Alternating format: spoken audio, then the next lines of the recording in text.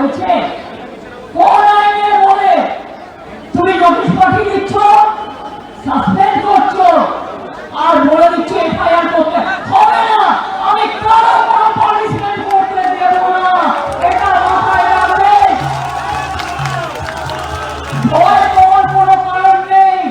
BJP Rabindranath ঠাকুর গান্ধীজি কে নিয়ে একটা কবিতা লিখেছিলেন, সেখানে লাস্ট লাইন ছিল, ভয় না পেলে ভয় দেখাবে কাকে। আজকে কি বলছে? তুমি অফিসারদের ভয় দেখাচ্ছ, পুলিশকে ভয় দেখাচ্ছ। শুনুন, আপনাদের প্রোটেক্ট করার দায়িত্ব আমাদের, আমরা আপনাদের রক্ষা করবো জীবন দিয়ে। মুখ্য সচিবকে একেবারে 9 দিনের ডেডলাইন বেঁধে দেওয়া হলো নির্বাচন কমিশনের পক্ষ থেকে। 9 দিনের ডেডলাইন বেঁধে দেওয়া হলো, অর্থাৎ আজকের 13ই আগস্ট এবং আগামী 21শে আগস্টের মধ্যে তাকে ব্যবস্থা নিতে হবে। এই যে 5 জন যে আধিকারিক রয়েছে, সেই আধিকারিকের 5 জনের বিরুদ্ধে একেবারে সাসপেনশন যে অর্ডার দিয়েছিলেন নির্বাচন কমিশন, সেই নির্বাচন কমিশনের সাসপেনশন অর্ডারটা, সেই অর্ডারটা কিন্তু কার্যকর করতে হবে। অর্থাৎ একেবারে নির্বাচন কমিশন ছেড়ে দেওয়ার পাত্র নয়, সেটা আগেই বোঝা গিয়েছিল। এবং সংবিধান তাকে যে ক্ষমতা দেওয়া হয়েছে, সেই ক্ষমতা বলে তিনি একেবারে আরো কড়া থেকে কড়া ব্যবস্থা নিতে পারে। সেই মোতাবেক কিন্তু এখনো পর্যন্ত নির্বাচন কমিশন যে সিএস কে আরো টাইম দিয়েছেন এবং সেই 9 দিনের মধ্যে কিন্তু কার্যকর করতে হবে। তা না হলে কিন্তু একেবারে আরো কড়া পথে যাবে বলে এমনটাই মনে করা হচ্ছে। এই যে যখন সোমবার বিকেল 3টে পর্যন্ত সময়সীমা বেঁধে দেওয়া হয়েছিল, তখন কি কোনো রকম কোনো ব্যবস্থা নিয়েছিল? তখন কি একেবারে বিষয়টিকে সোজাভাবে দেখেছিল তৃণমূলের পক্ষ থেকে? মোটেও নয়। সেটাকে একেবারে কড়াকড়িভাবে আরো চ্যালেঞ্জ করা হচ্ছিল যে আমি সাসপেন্ড করব না, তার জন্য যেটা যা হয় সেটা দেখে নেওয়া হবে, আমরা আন্দোলন গড়ে তুলব, একজন ভোটারও যেন না বাদ যায়। নানান ধরনের কথা উঠে আসে মুখ্যমন্ত্রীর মুখ থেকে, এবং মুখ্যমন্ত্রীর মুখ থেকে যে কথাটা উঠে আসছিল সেই কথার একেবারে লিখিত আকারে সেটা কমিশনকে পাঠিয়ে দেওয়া হলো। তাতে সই রইল সিএস এর, অর্থাৎ চিফ সেক্রেটারি মনোজ পান্থের। কিন্তু সেই মনোজ পান্থ যে একেবারে সেই মুখ্যমন্ত্রীর কথা শুনেই কিন্তু একেবারে দাহা ফেসে গেছেন। এবং নির্বাচন কমিশন কালকে একেবারে তলব করার পরে আজকের তড়িঘড়ি তিনি চলে গিয়েছেন এবং ভোটার তালিকায় গড়মিলের অভিযোগে রাজ্যের 4 আধিকারিককে সাসপেন্ড এবং তাদের বিরুদ্ধে এফআইআর দায়ের করার যে নির্দেশ কমিশন দিয়েছিল, সেই সংক্রান্ত সিদ্ধান্ত নিতে 7 দিন সময় চেয়েছেন পশ্চিমবঙ্গের মুখ্য সচিব মনোজ পান্থ। বুধবার দিল্লিতে কমিশনের সদর দপ্তরে হাজিয়ে দিয়েছিলেন তিনি। ঘণ্টাখানেক সেখানে ছিলেন। কমিশন সূত্রে খবর, মুখ্য সচিব যে সময় চেয়েছেন তা তাকে দেওয়া হয়েছে। যদিও এ বিষয়ে কমিশনের তরফে প্রকাশ্যে কিছু বলা হয়নি, সরকারিভাবে কিছু জানানো হয়নি নবান্নের তরফেও। তবে নবান্নেরও একটি সূত্রের দাবি, মুখ্য সচিব কমিশনের কাছে 21শে আগস্ট পর্যন্ত সময় চেয়েছেন এই সংক্রান্ত চূড়ান্ত সিদ্ধান্ত নেওয়ার জন্য। দিল্লি থেকে কলকাতায় ফিরে এ বিষয়ে মুখ্যমন্ত্রী মমতা বন্দ্যোপাধ্যায়ের সঙ্গে তার বৈঠকে বসার কথা। ওই বৈঠকে যা সিদ্ধান্ত হবে সেই মতো গোটা প্রক্রিয়া এগোবে। রাজ্য প্রশাসন বিষয়টি নিয়ে রাজ্যের অন্যান্য প্রশাসনিক আধিকারিক এবং রাজ্যের মুখ্য নির্বাচনী আধিকারিকের সঙ্গে আলোচনা হতে পারে। রাজ্য প্রশাসন সূত্রে দাবি, বৃহস্পতিবার গোটা দিনটাই কমিশনের নির্দেশ নিয়ে প্রশাসনিক মহল আলোচনা চলবে। এরপর শুক্রবার স্বাধীনতা দিবস ছুটি।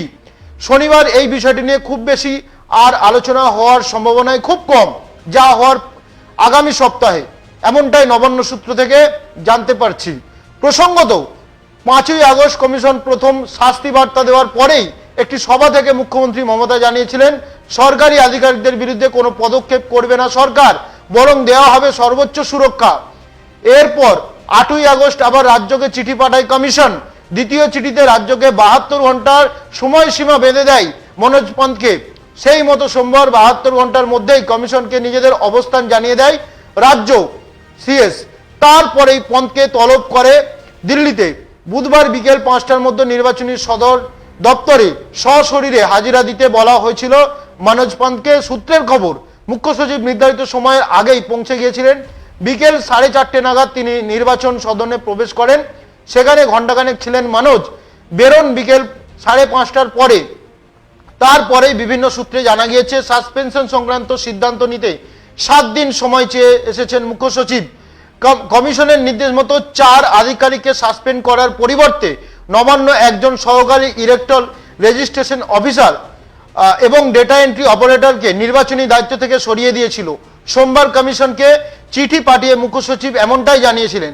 আপাতত পূর্ব মেদিনীপুরের ময়না বিধানসভা কেন্দ্রের সহকারী নির্বাচনী নিবন্ধন আধিকারিক অর্থাৎ AERO সুদীপ্ত দাস এবং দক্ষিণ 24 পরগনার বারুইপুর পূর্ব বিধানসভা কেন্দ্রের ডেটা এন্ট্রি অপারেটর সুরজিৎ হালদারকে নির্বাচন সংক্রান্ত দায়িত্ব থেকে সরিয়ে দেওয়া হচ্ছে।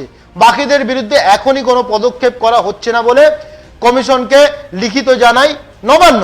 কমিশনকে পাঠানো চিঠিতে মুখ্য সচিব লিখেছিলেন, সরকারি আধিকারিকদের কর্মক্ষেত্রে বিভিন্ন দায়িত্ব পালন করতে হয়, তার উপর নির্বাচন সংক্রান্ত কাজের দায়িত্ব থাকে যা নির্দিষ্ট সময়ের মধ্যে শেষ করতে হয়। এই অবস্থায় অনেক ক্ষেত্রেই সরল বিশ্বাসে অধনস্থদের উপর কিছু দায়িত্ব দেওয়া হয়, তার ধারাবাহিকভাবে নিষ্ঠার কাজ করে আসছেন। এমন ক্ষেত্রে বিস্তারিত অনুসন্ধান ছাড়াই কোনো সিদ্ধান্ত নিলে তা তাদের বিরুদ্ধে কঠোর পদক্ষেপ হয়ে যেতে পারে বলে এমনটাই মনে করছে রাজ্যের CS চিফ সেক্রেটারি। এমন সিদ্ধান্ত শুধুমাত্র ওই আধিকারিকের ক্ষেত্রেই নয়, সার্বিকভাবে সরকারি আধিকারিকদের হতাশ করতে পারে বলেও ওই চিঠিতে উল্লেখ থাকে। তাই প্রাথমিক পদক্ষেপ হিসেবে একজন AERO এবং একজন ডেটা এন্ট্রি অপারেটরকে নির্বাচনী দায়িত্ব থেকে সরিয়ে রাখা হচ্ছে বলে কমিশনকে জানানো হয় এবং তারপরেই কিন্তু এই কেন্দ্র নির্বাচন কমিশন অর্থাৎ জাতীয় নির্বাচন কমিশন, সেই নির্বাচন কমিশন কিন্তু মনোজ পন্তকে একেবারে সশরীরে তলব করে এবং সেই মোতাবেক কিন্তু আজকের সকালেই বেরিয়ে গেছিল, সকালের ফ্লাইটেই বেরিয়ে গিয়েছিল। আপনারা সেই ছবি নিশ্চিতভাবে দেখেছেন এবং তারপরেই কিন্তু একেবারে এই খবর আসছে, একেবারে 1 সপ্তাহের সময়সীমা বেঁধে দেওয়া হয়েছে। 1 সপ্তাহের মধ্যে নিয়ম কার্যকরী করতে হবে, তা না হলে কি আরো কোনো কড়া ব্যবস্থা নেওয়া হতে পারে? হ্যাঁ, অবশ্যই আরো কড়া ব্যবস্থা নেওয়া হতে পারে এবং আরো কিন্তু কঠোর ব্যবস্থা নিতে পারে কমিশন। এমনটাই কিন্তু একেবারে যদি আমরা প্রভিশন দেখি, যদি আমরা যদি সংবিধানে যে নির্বাচন কমিশনকে যে ক্ষমতা দেওয়া হয়েছে সেই ক্ষমতা বলে কিন্তু নির্বাচন কমিশনের কথা যদি আধিকারিকরা না শোনে তাহলে কিন্তু কড়া থেকে কড়া ব্যবস্থা নেওয়া হতে পারে। এখানে একটা বিষয় আপনাদেরকে বলে দিই, যে যিনি নির্বাচন কমিশনার রয়েছেন তিনি হচ্ছেন এবং যিনি রাজ্যের মুখ্য সচিব, এই দুজনের একই ক্যাটাগরির ব্যক্তি, এই দুজনের IAS ক্যাটাগরির ব্যক্তি, এই দুজনেই কিন্তু একজন রাজ্যের মুখ্য সচিব হয়ে রয়েছেন এবং একজন নির্বাচন কমিশনের দায়িত্ব পেয়েছেন পদাধিকার বলে। কিন্তু একজন IAS আরেকজন IAS এর বিরুদ্ধে কি এত তড়িঘড়ি কোনো ব্যবস্থা নেবে? সেই কারণে কিন্তু মুখ্য সচিবকে সরাসরি তলব করে তার থেকে জানতে চেষ্টা করছেন যে আমি যে নির্দেশিকা দিচ্ছি আপনার রাজ্য কেন মানছে না? আপনার রাজ্য কি তাহলে বুঝতে পারছে না যে কমিশন কি করতে পারে, কমিশন কতদূর যেতে পারে, কমিশন আরো কড়া থেকে কঠোর ব্যবস্থা নিতে পারে? আপনার রাজ্যকে কি বোঝাচ্ছেন নাকি আপনার রাজ্যকে বোঝাতে আপনি সময় চাচ্ছেন? তখন মনোজ পন্ত নিশ্চিতভাবে 1 সপ্তাহ সময় চেয়েছেন এবং 1 সপ্তাহের সময়সীমা দেওয়া হয়েছে নির্বাচন কমিশনের পক্ষ থেকে। দেখা যাক এই 1 সপ্তাহের মধ্যে এই নির্বাচন কমিশন যে সময়সীমা বেঁধে দিয়েছে এই সময়সীমার মধ্যে কি মমতা বন্দ্যোপাধ্যায়কে মনোজ পন্ত রাজ্যের মুখ্য সচিব বুঝিয়ে উঠতে পারবেন কি যে এই যে কমিশনের বিরুদ্ধে যে ঘন ঘন যে স্লোগান তোলা হচ্ছে, কমিশনের বিরুদ্ধে ঘন ঘন যে কথা বলা হচ্ছিল, কয়েকদিন অন্তত চুপ রয়েছে, সেই কথাগুলো বললে কি আদতে কোনো রকম কোনো লাভ হচ্ছে না, উল্টে তার ক্ষতি ডেকে আনা হচ্ছে, উল্টে তাকে বিরোধিতা করা হচ্ছে, উল্টে কমিশনের বিরুদ্ধে যাওয়ার একটা রাজনৈতিক নেতার বিরুদ্ধে একটা রাজনৈতিক দলের বিরুদ্ধে যাওয়া কিন্তু দুটো জিনিস এক নয়। একটা কমিশনের বিরুদ্ধে যাওয়া মানে সংবিধানকে সরাসরি চ্যালেঞ্জ করা, একটা কমিশনের বিরুদ্ধে যাওয়া মানে গোটা প্রক্রিয়াটার সংবিধানকে লঙ্ঘন করা। ভারতের যে ন্যায় সংহিতা রয়েছে সেই ন্যায় সংহিতাকে একেবারে তুড়ি মেরে উড়িয়ে দেওয়াটা একটা সংবিধানের শপথ নেওয়া। মুখ্যমন্ত্রী এই কাজটা কি করতে পারছেন? এই কাজটা করা কি তার ঠিক হচ্ছে? এই চিফ সেক্রেটারিকে ডেকে বারবার দফায় দফায় প্রায় 1 ঘন্টা ধরে এমন যাবতীয় যা প্রশ্নের সম্মুখীন হতে হয়, একেবারে যাবতীয় যা প্রশ্নের সম্মুখীন কিন্তু হয়ে কি উত্তর দিয়েছে না দিয়েছেন সেটা কিন্তু স্পষ্টত জানা নেই। কিন্তু 5টায় তাকে তার ডেডলাইন দেওয়া হয়েছিল আজকের, সেই 5টার আগে 4:30টার সময় কিন্তু তাকে 4:30টার সময় তাকে নির্বাচন কমিশনে তিনি কমিশনের দপ্তরে, সদর দপ্তরে কিন্তু তিনি প্রবেশ করেন।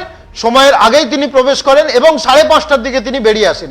1 ঘন্টার মধ্যে কি আলাপচারিতা হয়েছে না হয়েছে স্পষ্টত সেটা না জানা গেলেও এটা মনে করা হচ্ছে যে একেবারে কড়াভাবে কিন্তু নির্বাচন কমিশন কিন্তু সিএস মুখ্য সচিব মনোজ পন্থকে স্পষ্টত বুঝিয়ে দেওয়া হয়েছে তার এই এক সপ্তাহের মধ্যে তিনি এটা কার্যকর করুক। আর এসআইআর হলে আখেরে কার লাভ কি ক্ষতিটা রয়েছে, কি বিষয় রয়েছে, বা সংবিধান মেনে তারা যে করছে বিষয়টা সেটার বিরোধিতা করলে কি ব্যবস্থা নিতে পারে কমিশন, সেটা সম্পূর্ণ সিএস কে বুঝিয়ে দেওয়া হয়। সিএস এবারে রাজ্যকে এসে কতটা বোঝাতে পারবে, সিএস এবারে মুখ্যমন্ত্রীকে এসে কতটা বোঝাতে পারবে সেটা সময়ের বিষয়। তবে আগামী দিনে কিন্তু আমাদের অপেক্ষা করতেই হবে। এই যে মনোজ পন্থকে দেওয়ার যে ডেডলাইন, সেই ডেডলাইন অনুযায়ী যে 5 জন যে আধিকারিক রয়েছে, 2 জন ইআরও, 2 জন এইআরও এবং 1 জন ডেটা এন্ট্রি অপারেটর, তাদের 5 জনের বিরুদ্ধে সাসপেনশন অর্ডার দেওয়া হয়েছে এবং এফআইআর এর নির্দেশ দেওয়া হয়েছে। এই সমস্তটা কিন্তু একেবারে 21 তারিখের মধ্যে সম্পন্ন করতে হবে। তারপরে কিন্তু একেবারে সেই বিষয়টাকে স্পষ্ট হবে আদতে সেটা মানা হচ্ছে কি মানা হচ্ছে না, সেটা অবশ্যই আমাদের নজর থাকবে। দেখতে থাকুন নিউজ ওয়াচ।